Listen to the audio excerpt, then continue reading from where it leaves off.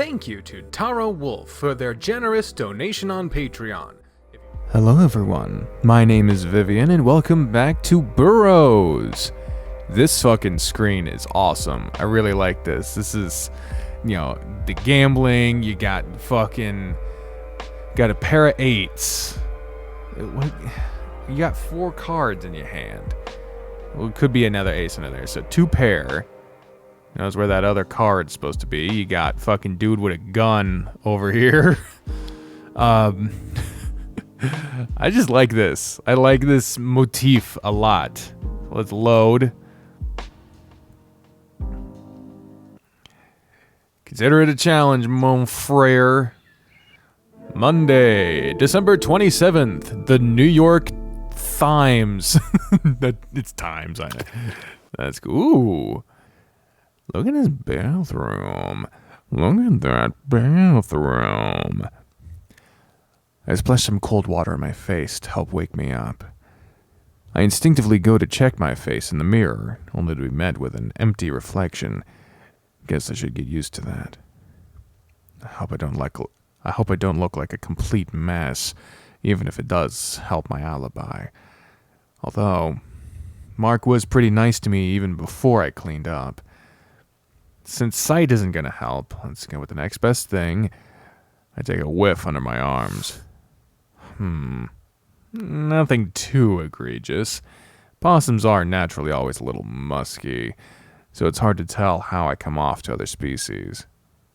Maybe Mark's into that? Oh god, not more scent stuff. God damn it. I mean, he's a posh guy, sure, but maybe he likes to get dirty on the side. This is New York. Who knows what the rich get up to here? I grab my shirt from the drying rack and inspect it. Mark was nice enough to let me run it through the washer overnight. I'll probably need to borrow some heavier clothing if we're going to be outside all day. Can't help but feel like a charity case. At some point, I'll have to find a way to pay him back for all of this. Owing people never sat right by me. That's why I left home in the first place. But in the end, all I did was hurt more people. Coffee's on. Oh, you're coming. All right, game time. Today's going to be great. Oh boy. I throw on my shirt and make my way to the common area. Mark's sitting on the couch reading the paper. 2 steaming cups sit on the coffee table.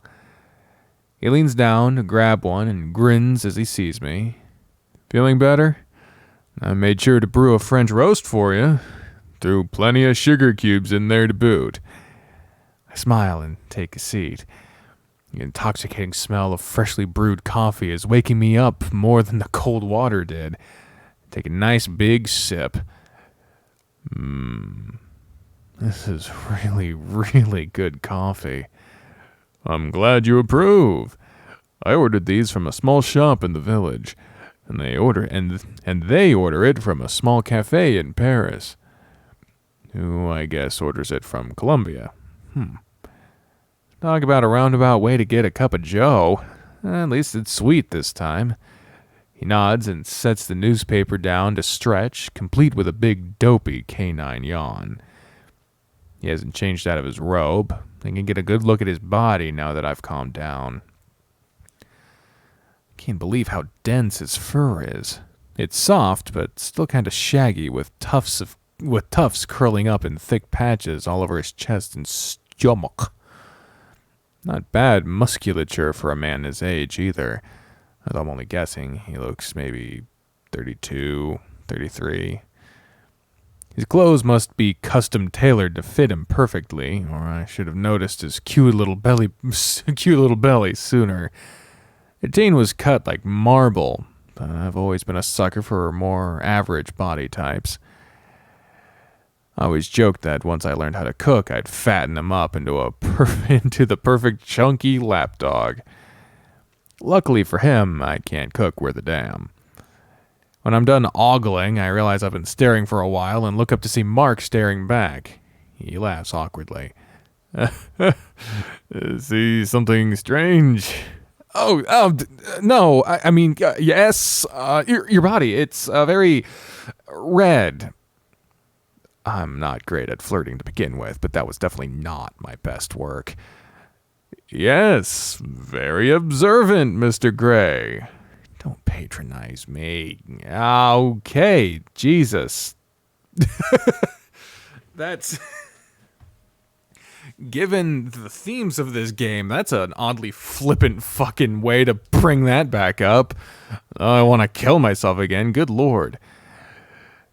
Honestly, it's so red, I get mistaken for a fox all the time.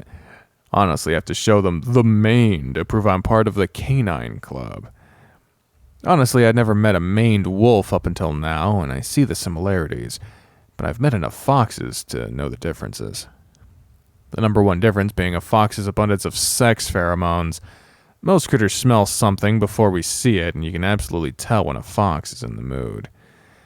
Canines have better control over the chemical side of body language, but can't hide the physical signs very well. I notice Mark's tail is wagging. Do you want to see? Sure. I am kind of curious, all things considered. Oh, wow. He's take off the robe. He faces away from me and tugs his robe down, exposing his back. What I thought was just a tuft of dark hair extends all the way down like a mohawk. It trails down his spine to the base of his tail, thinning out right above where I imagine his ass is. Can I touch it? Go ahead, I shampooed it and everything. I run my hand down the length of it. It almost feels like a horse's mane. There's substance to it, since it holds its shape, but my fingers glide through it like normal hair. I get to the small of his back and stop. Well, I did it. I pull away and he lifts his robe back over his shoulders. I did want to see how far it went, but let's not get frisky with a complete stranger just yet, all right? Been down that road enough times. Ooh, now you're a part of an elite group. Oh? I touched Mark's mane, and all I got was this lousy shirt and all that.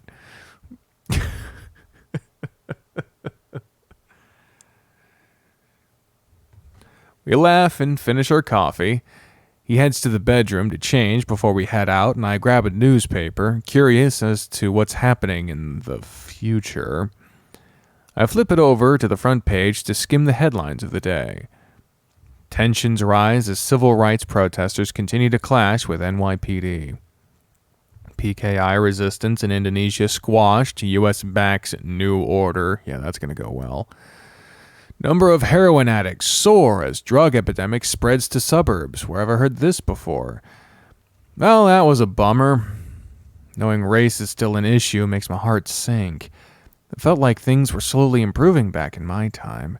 Darkford folk owned almost every club and restaurant on our block. Simone and a teen were making good money too. But it was nothing compared to how my family lived. And the mayor and governor were still palefers at the end of the day. I have to remember that I'm in a bubble when it comes to this stuff. I've had Ghostface and Turncoat hissed at me enough times to know it makes more than good and that it takes more than good intentions to convince anyone I'm truly with the cause. I shake off the negative thoughts and take our dirty cups over to the sink. The least I can do while I'm here for free is clean up after myself. Mark's kitchen was small but tidy. The pots and pans hanging on the wall look like they've never been used. A thin layer of dust outlining each one confirms my suspicions. Ah, well, if I had this kind of money again, it's not like I'd eat my own shitty cooking either. Almost ready. You mind if I pick out a coat for you? Okay, nothing too flashy, please. Out of curiosity, I check the fridge. Electric, fancy. I pop it open and 3 bottles of beer and a takeout box. Yep, that's what I expected. Hey, look at you. Mark returns and tosses a dry cleaning bag over the couch. He's wearing a sharp overcoat. I think you'll approve. I zip open the bag, not sure what to expect. We'll see. Huh? It's an Ulster coat. fine tweed and in black. It wouldn't be out of place in my own time. Mark really does have an eye for fashion. Wow, this is very nice. Right? I thought it'd look dashing with your fur color. I'd have to disagree.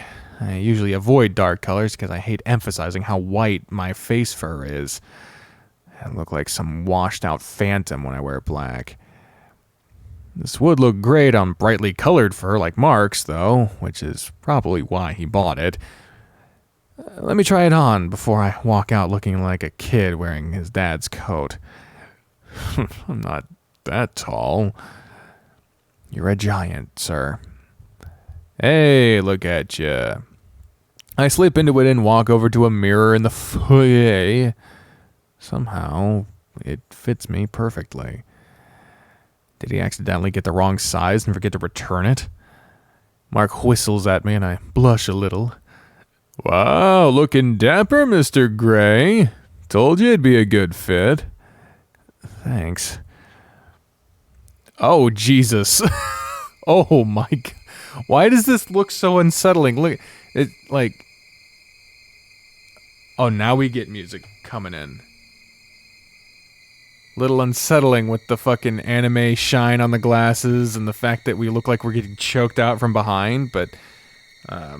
Let's go in here. He walks behind me and leans in, his arms hanging over my chest and around my neck. He's a little heavy. Wouldn't normally mind it, but it's hard to breathe with him on top of me. Yeah, it fits just how I remembered. Uncanny, really. He mutters something under his breath and I can't quite make out. Hey, Gray. I breathe in a little louder than intended and squeak out a reply. Yeah. You don't have to sleep on the couch anymore. Not if you don't want to. My bed is big enough for the both of us. I don't know how to respond. The idea sounds lovely, but right now I feel overwhelmed by the weight of his body crushing me. I choke out another reply. Are you sure? Right as I start feeling lightheaded, he eases off of me and fixes my collar, smiling innocently. Hospitality is the #1 priority in El Casa de Mark. Come along then. Big days ahead of us. I sigh in relief and follow him out, trying not to think about whatever that was. I'm sure whatever that was will come up again. Oh my. Hey, Simone, we've heard this name before. So please don't look for me. I don't want to be found. I love you all. Gray. And that's a teen. So, what do you make of this? That's gotta be the most half-assed suicide note I've ever laid my eyes on. Right? It doesn't sound like him at all. And the handwriting is sloppy, too. Don't these things usually require multiple attempts? Trash can's empty, so I guess he rushed it. I don't think he's actually suicidal, but... What if he's serious? What if he is? He's grown. It's his choice. Yeah. We both know he's probably just run away again. Chicken-hearted guy like him couldn't go through with offing himself. Then we should go out and find him before he gets too far. No. What is wrong with you? He's all... Listen, Simone. I know you like having him around, but we're not kids anymore. This ain't playtime. Let's be honest with ourselves. He's a mooch. He's taking advantage of your kindness as well as Jean's greed. Maybe he ran on back to his daddy crying and fussing. Got tired of pretending to be a city boy and running around with... Maybe he just needed some distance from you. It wasn't easy for him to focus on work with you coming around all the time. You say that, but aren't we in the same boat? Oh, I remember how you couldn't stop crying after he and I got together. Gray broke your heart, Simone. That's in the past. I've moved on. Then maybe the past is where he should stay. This could be good for both of us. He left a note because he wants to be found. His heart isn't in it. I know it. At least, I know I'd want someone to try to find me. Sigh! You never give up, do you? Well, this storm ain't letting up anytime soon. We should get going now before he does anything stupid. Well, more stupid than this. Matt. Right, let's go. Oh, so they are looking for him. Well, that's lovely. I mean, most of that was... The result is fine, you know? The result of them going to try to find him is okay. The rest of that was... Ooh, a lot of baggage. Lot of baggage at this particular airport. We hop in the elevator and start the 1.5-minute long trip down. So, what are you showing me first? Well, you're new here, so I wanted to show you all the staples of the city. Empire State, Statue of Liberty, all that jazz. Wow. The doors open and we head outside. Mark manages to wave down a taxi rather quickly and we pile in. Well, that's just fantasy. This is New York. You don't wave down a taxi quickly. There we are. First up, Times Square. After that, the Empire State's a short walk over. Small, swell, a twofer. What's Times Square like? Imagine it, rows of bright flashing neon lights as far as the eye can see. Billboards the size of buildings. See thrilling stage shows at the Broadway Theater. As I sparkle with admiration, I nod at his every word, hardly able to contain myself, waiting to arrive at these promised lands. You know, when I was at my in-laws for Thanksgiving, the Macy's Thanksgiving Day Parade was on, and I kept thinking about this game and the fucking sign, don't look too closely at this. I'm no stranger to an urban landscape, but New Orleans is nothing like this. From what I've seen, this city seems to ooze culture and opulence out of every valley. His singing voice wasn't bad either. He's dancing around a smoky tenor that resonated pleasantly throughout our tiny carriage. Please don't make me sing. His deep voice was in no doubt partly due to cigarettes I recall him smoking in that strange place back when we first met. Oh, so he's not supposed to have like a deeper voice, but kind of gravelly. Man, the one time I don't give a canine the default Spencer fucking voice. The Spencer, and also, fucking, for a while that was what I gave Shoichi, but I backed that one off because he was literally in high school. God damn it. That didn't work for Sissel though, but fuck, how many characters are going to... Alright, so I guess, I don't want to go full fucking... So, you know, fucking down here. But maybe, just a little touch. Just a little. It occurs to me that he's refrained from lighting up since I've joined him. Perhaps he's quitting for his New Year's resolution. Oh, God. Oh, that's morbid as hell. I remember how on edge a teen was when he tried to quit and shudder. His temper's short enough as it is. The guy practically bit our heads off any time we asked how it was going. When Ed wanted to hurt someone, he went for the throat every time. That last fight, Simone wasn't there. Suddenly, the taxi screeches to a halt and the driver flicks the ticker off. Hey, yous guys, that'll be $1.75, pal. Mark throws much more than the required amount through the collection window as we leapt out into the world. He's not being financially responsible because when you know you aren't going to be alive for much longer, you don't have to worry about next month's rent, I guess. God, that's fucking sad. There's just this melancholic border around everything that's happening. It's so fucking sad. We're here, Times Square. What adventure awaits? Oh my God.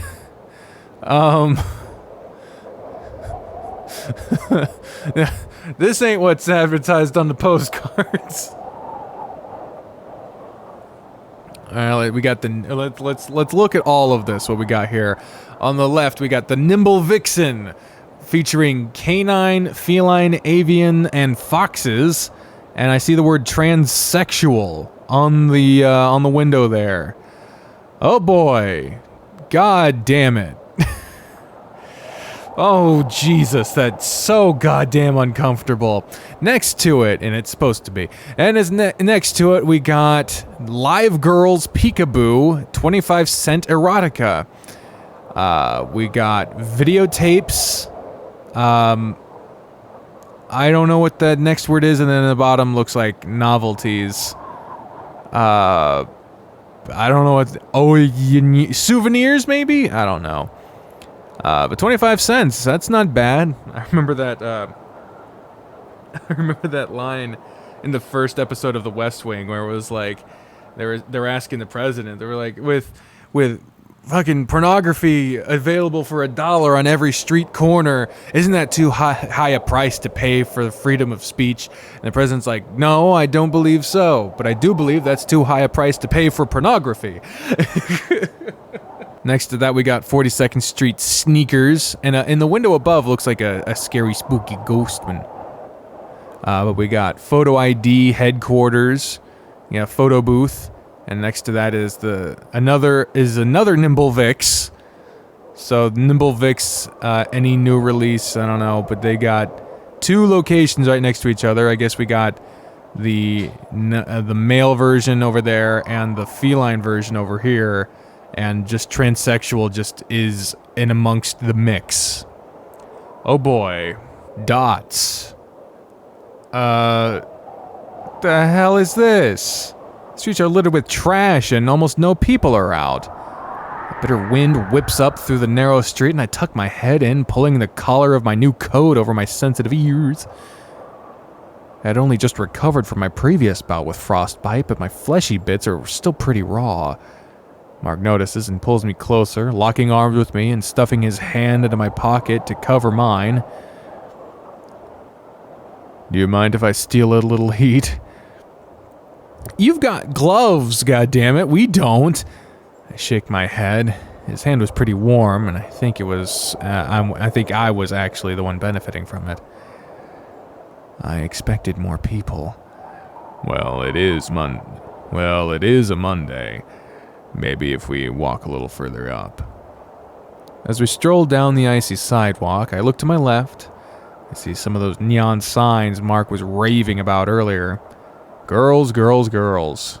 XXX. Peep show. A curvy feline wearing only an overcoat and heels beckons an old badger into one of the shops. He looks around suspiciously before sliding off a ring and darting inside. What a piece of shit. A few bums lay outside, slumped over in various states of undress, drinking out of bottles covered in brown paper bags. One is pantsless and fully splayed, lazily jiking himself off in broad daylight. We lock eyes, and he smiles at me with all 4 of his remaining teeth. 2 completely different reactions here. Gray looks shocked, appalled, and fucking Mark is like, "Ew, what an exhibition!"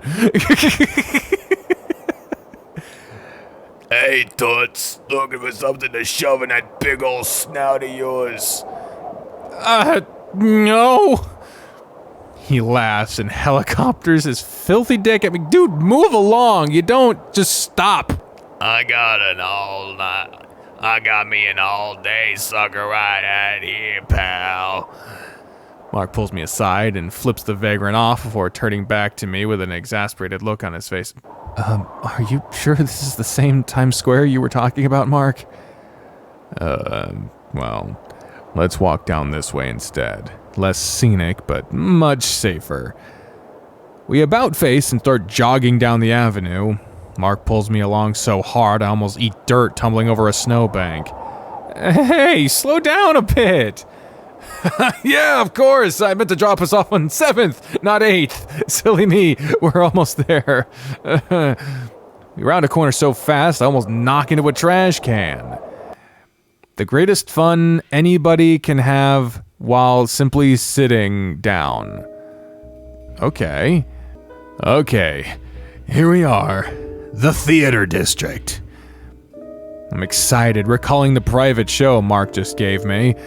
The idea of seeing big-time stars on Broadway instead of randoms in a dingy club made me giddy. Unless it was Simone, of course. She always knocked it out of the park. That would be interesting if Simone in this timeline became a big star. Because the big stars of the 20s versus the big stars of the 60s, you never know. We walk past a concert hall and I run over to the listings. Who's playing? Gershwin? Afraid he's been dead for quite some time. Ouch. Okay. Of all the shocks to my system, that one hurt the most. I see it list one Barbara Streisand. No clue who that is. I guess I move on towards the playbills. Alright. Well, who's big right now? Is Tallulah Bankhead still performing? I'm not even performing. I'm not sure. Okay, now I know you weren't lying yesterday. Sheesh. I told you. Looks like all that's playing is a matinee of Sweet Charity. You know, Fosse. I don't know. I'm sorry. I'm uncultured. He does a jazzy little gesture with his hands. I love the animations. This and the Hayseed Night goes to show I fucking love it when the animations are put into place. No, but I hope he sees a doctor about that tick. One night only, the impeccable Barbara Streisand.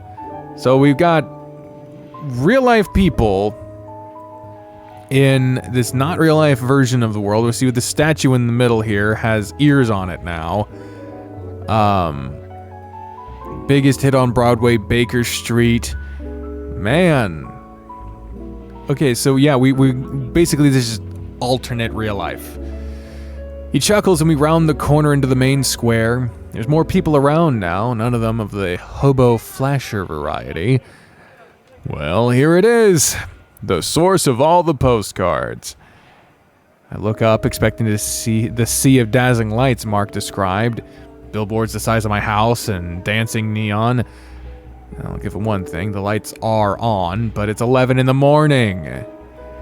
It looks better at night. You don't say. I feel bad. I could easily imagine how great this would look in the dark.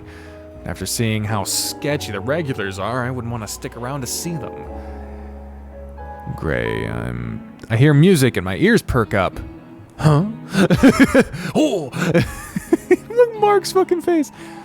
Someone with a guitar is playing for tips down the block, and I veer off in that direction. Mark whines, upset that things aren't going to plan.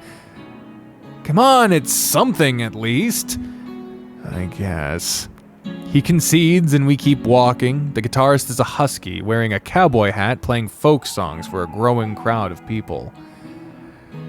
The music wasn't anything special, but his voice was nice. I found myself tapping my feet. This isn't so bad.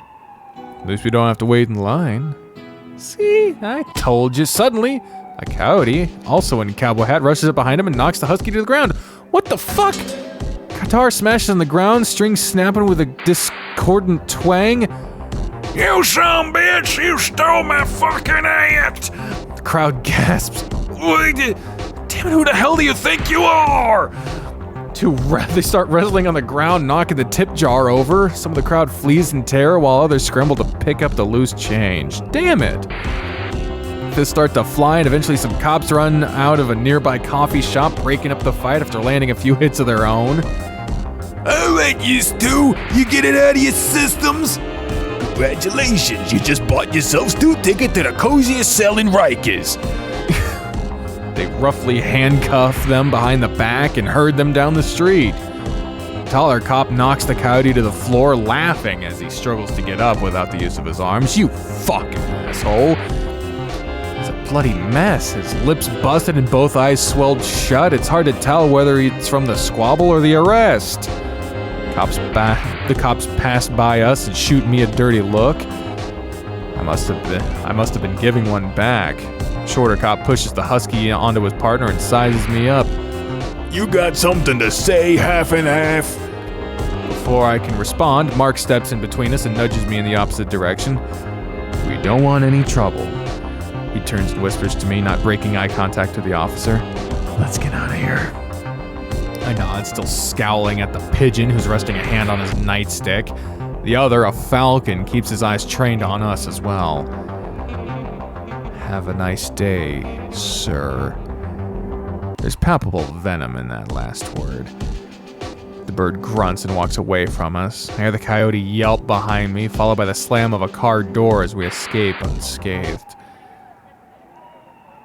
If he had so much as looked sideways at Mark, well, maybe I'd just given him a piece of my mind. I don't think I'd win that fight. Probably wouldn't do me any good if I got locked up on my second day anyway. I'm not surprised at the aggression from the police at all. Whatever small amount of privilege possums have from our pale faces is meaningless against unabashed racist with power. Mark's fists are shaking as I follow him through the crowd. We walk in silence for a while. The mood has shifted so much in just a few minutes, and the day has only just begun. I can tell Mark is in a bad mood by how fast he's walking, not even checking if I'm still behind him. I feel a little bad, even though it was ultimately out of our control. Mark mutters something under his breath. Just had to go see the dog and pony show, huh? I jog a bit to catch up with him and try to get his attention. I have to practically step in front of him, but eventually he stops and sighs to himself. Mark, stop. He stops walking and stares at the ground, unable to look at me. I wasn't trying to cause problems. That cop was just such a... No, it's not that. You were right to be upset. They were assholes. Then why are you... It's nothing. Look. We just came off... We just came on an off day, that's all. We just came on an off day, that's all. It wasn't supposed to be like this. Okay, sure. Neither of us are to blame, though. Shit happens sometimes. He finally looks at me with a concerned expression. I just... Need a smoke? Huh? I chuckle and pantomime puffing an imaginary cigarette. I know you smoke, Mark. I can smell it all over your clothes. The apartment... Maybe your breath, if I'm lucky. Well, I didn't want to impose. Mark, it's fine. Everyone I know smokes cigarettes. I'm used to it. He sighs, pulling a loose one from his coat's breast pocket. I just feel bad. I just felt bad subjecting you to secondhand smoke is all. Lung cancer, you know? Huh? But my doctor smokes. So does mine. After a flash from his lighter, he takes a deep drag and sighs, smoke billowing out of his nostrils like twin dragons. Anyway, that's not what I was going to say. What then? I just really wanted to impress you. You already have. Besides, you can't control the entire city. There's weirdos everywhere. He nods, but doesn't seem convinced. Place a hand on his shoulder and give it a gentle squeeze. We still have 2 sights to see. The day is young. Come on, don't give up. His eyes brighten and he smiles back weakly. He puts out his cigarette and cranes his head, looking for street signs. Well, in that case, we're already on 33rd. Just have to walk down to 5th Avenue and we'll be at the Empire State Building.